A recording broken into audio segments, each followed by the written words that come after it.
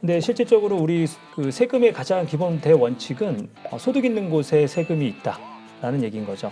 그러니까 그 소득이 있다라고 하면 기본적으로 세금 신고를 해야 된다라는 생각을 갖고 계시는 게 좋을 것 같아요. 네, 두 번째 현실 고민도 직장인이죠? 예, 네. 사연 소개해 주시죠. 두 번째 사연은 20대 남성입니다. 직장 생활을 하며 알바까지 병행하는 성실한 청년인데요. 고민 사연 읽어드리도록 하겠습니다. 저는 직장을 다니고 있는 28살 남성입니다. 회사에는 말하지 않고 퇴근 후 배달 아르바이트로 부수입을 챙기고 있습니다. 알바비에 대해서 세금 신고를 꼭 해야 하는지 고민이 됩니다. 방법도 잘 모르겠고 또 소득 신고를 했다가 직장에서 알게 되면 불이익을 받을까 봐 걱정이 됩니다. 소득이 얼마 되지도 않는데 굳이 신고를 해야 할까요? 라고 사연을 전해주셨어요. 네, 그러니까 알바로 벌어들인 수익에 대해서도 반드시 세금 신고를 할 필요가 있는지를 궁금해하는 것 같은데요. 네, 이게 저희 올해 5월 달에도 이게 많은 이제 신고 의뢰가 들어왔던 부분이고 상담 의뢰가 들어왔던 부분이거든요. 근데 실질적으로 우리 그 세금의 가장 기본 대원칙은 소득 있는 곳에 세금이 있다라는 얘기인 거죠. 그러니까 그 소득이 있다라고 하면 기본적으로 세금 신고를 해야 된다라는 생각을 갖고 계시는 게 좋을 것 같아요. 이 아르바이트 하시는 분이 이 소득의 지급 시 어떻게 신고됐느냐가 더 중요하거든요. 예를 들자면 이것이 일용직으로 해서 일용근로자 소득으로 신고가 됐다라고 하면 일용근로자 소득 같은 경우는 일정 금액이 그냥 분리과세로 다 끝납니다. 그러니까 별도로 합산 신고를 하실 필요가 없겠죠. 하지만 만약에 사업소득으로 원천징수를 하고 신고를 했다라고 한다면 그렇게 되면은 자기의 근로소득하고 반드시 이 사업소득은 합산 신고를 하셔야 돼요. 예, 그렇기 때문에 그 본인의 소득이 어떤 식으로 원천징수 됐는지 여부를 판단하시는 게 가장 중요하다고 생각됩니다. 자기가 이제 그 아르바이트를 할 때 그 급여를 지급해 주시는 분한테 내 소득이 어떤 식으로 신고를 하시는지 여부를 확인을 해 보셔야 되고 그것이 신고가 어떤 식으로 되어 있는지 파악이 안 됐다라고 한다면 종합소득 신고 전에 국세청 사이트 홈택스에 들어가시면 본인의 소득이 신고된 어떤 식으로 신고되어 있는지 그걸 확인하실 수가 있습니다. 그 일회성으로 하게 되는 이제 강의 이런 것들에 대해서도 세금을 떼고 받는 경우가 많잖아요. 강연료. 네. 이런 경우에는 신고를 해야 되는 건지 어떻게 되는 건지. 네, 당연히 정상적으로 상대편이 지급할 때 원천징수를 했다라고 한다는 것은 그 소득에 대해서 신고가 됐다라는 얘기거든요. 일회성이라 하더라도 우리가 보통 이제 그런 일시우발적인 소득을 기타 소득으로 봐요. 기타 소득으로 보는데 이 기타 소득이 원천징수돼서 신고가 됐다면 당연히 그 소득 또한 우리가 합산 신고를 해야 되는 의무가 있습니다. 네. 그리고 고민남께서는 이제 소득 신고를 했다가 직장에서 알게 될까 봐 걱정하시는 것 같은데요. 제가 벌어들이고 있는 이 수입을 직장에서 알아요? 알 수 있나요? 실질적으로는 알 수가 없습니다. 왜 그러냐면 이 또한 개인정보이기 때문에 네. 당연히 회사에서는 그거를 알 수가 없죠. 그런데 이제 이럴 수는 있어요. 뭐냐면 이제 본인이 이제 잘못 얘기를 한다거나 왜 그러냐면 아까도 말씀드렸듯이 자기가 근로소득만 있는 사람이면 연말정산으로 우리가 모든 소득 신고가 끝나거든요.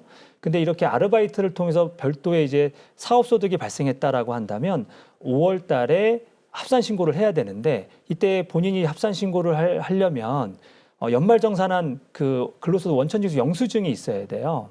자료는 기본적으로 회사가 갖고 있기 때문에 회사에다가 요청을 하게 돼 있습니다. 그러면 요청을 하게 되면 회사에서 물어보겠죠. 왜 필요하시죠? 라고 물어보면 저는 이제 다른 소득과 합산 신고해야 됩니다. 이렇게 얘기를 하면 이제 잘못하면 이제 자기가 말하게 되는 형태가 되니까 네. 그러나 꼭 그런 아르바이트가 아니더라도 본인이 만약에 부동산 임대 소득이 있다 하더라도 합산 신고는 해야 되니까 너무 그렇게 위축될 필요는 없으시고요. 그것도 걱정이 되신다라고 한다면 연말정산이 끝난 뒤에는 그 모든 연말정산 자료가 국세청 자료에 뜨기 때문에 결국 조회가 가능합니다. 그래서 종합소득 신고 전에만 직접 조회를 해서 연말정산한 내용 자료를 갖고서 합산 신고를 하시면 됩니다. 자, 직장인들은 5월 종합소득세 신고 매우 생소할 텐데 신고는 어떻게 해야 되는 건지요?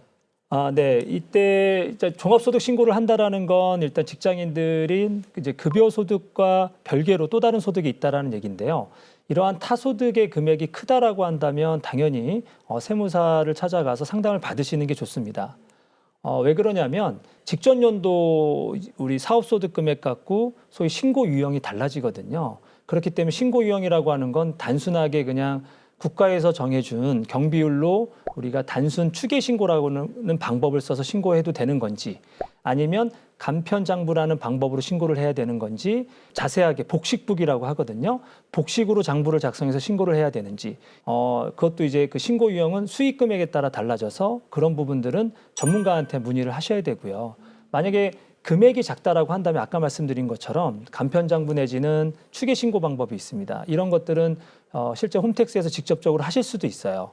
그렇기 때문에 직접 하셔도 되긴 합니다. 하지만 간편 추계 신고 같은 경우는 실질적으로 지금 우리가 이렇게 쉽게 접근할 수 있지만 간편 장부는 또 그렇진 않아요. 간편 장부도 말처럼 장부를 작성해야 되기 때문에 뭔가 개정 과목이라든가 여러 가지 이제 내용들을 좀 알고 있어야 되는 부분이 있어서 본인이 한다라는 건 쉽지 않고요. 보통은 다 세무 대리인을 써서 대행하는 방식으로 간다고 보시면 됩니다. 그리고 보면은요, 퇴근 후에 우리 고민남처럼 아르바이트를 하시는 분들도 계시지만 주변에 보면은 또 공부를 하시는 분들도 많이 있으세요. 근데 그러면 아까 교육비 부분을 또 얘기를 하셨는데 인터넷 유료 수업이나 사이버 대학 수업료도 이제 교육비가 공제되는지 궁금해요.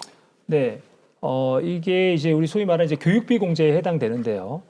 자녀 교육비 같은 경우는 초, 중, 고등학교, 대학교까지 가능하고요. 그리고 이제 본인에 대해서는 대학원까지도 가능합니다. 야간 대학이라든가 또는 사이버 대학을 다니는 경우가 종종 있는데요. 당연히 이것 또한 교육비 공제가 되고요. 자녀 교육비 공제와 좀 다른 점이 있다면 자녀의 대학원 같은 경우는 한도가 있어요. 900만 원 한도라는 게 있지만 본인에 대한 대학교에 대한 건 한도가 없습니다. 한 가지 알아둬야 될 부분은 이때 대학교라고 하는 거는 이제 공교육이죠. 이제 인가를 받은 대학교인 경우를 얘기하는 거고 혹시라도 인터넷 유료로 해가지고 하는 뭐 사설 학원이라든가 그러한 것들은 해당되지 않습니다. 자, 사연에 있는 내용은 아닙니다만 그 이직하시는 분들이 많이 궁금해하시는 것 중 하나예요.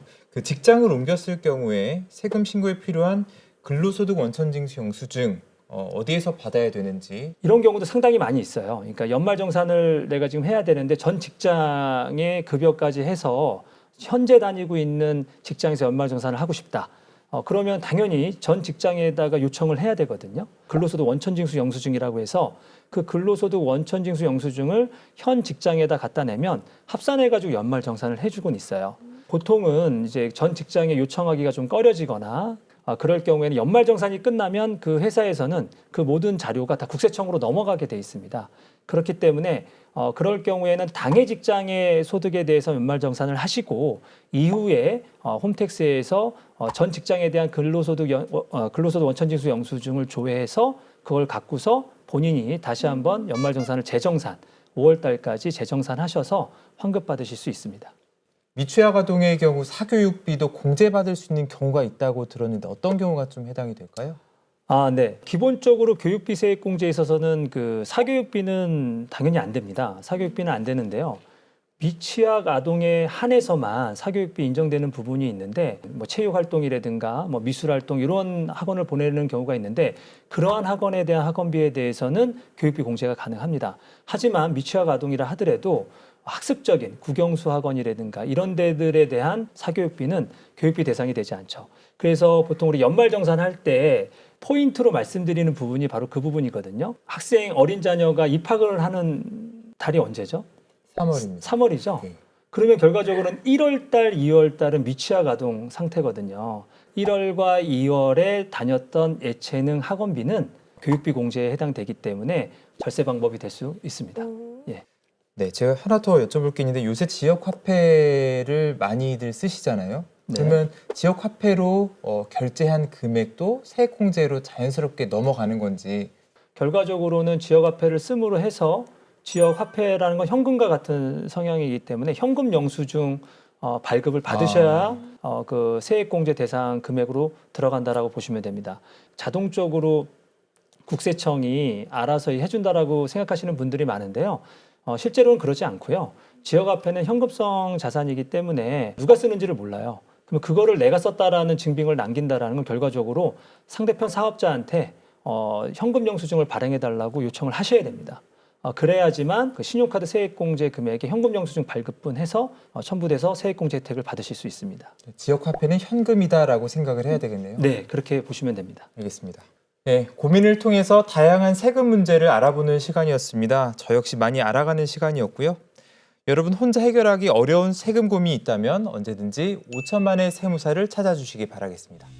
5천만의 세무사, 오늘은 직장인들의 다양한 세금 고민에 대해서 알아봤습니다. 궁금증이 풀리셨는지 저도 궁금한데요. 자, 여러분의 세금 고민 앞으로도 언제나 함께하겠습니다. 세금 지식은 높이고 불필요한 세금은 낮추고 생활 속 세금 고민 5천만의 세무사가 함께합니다.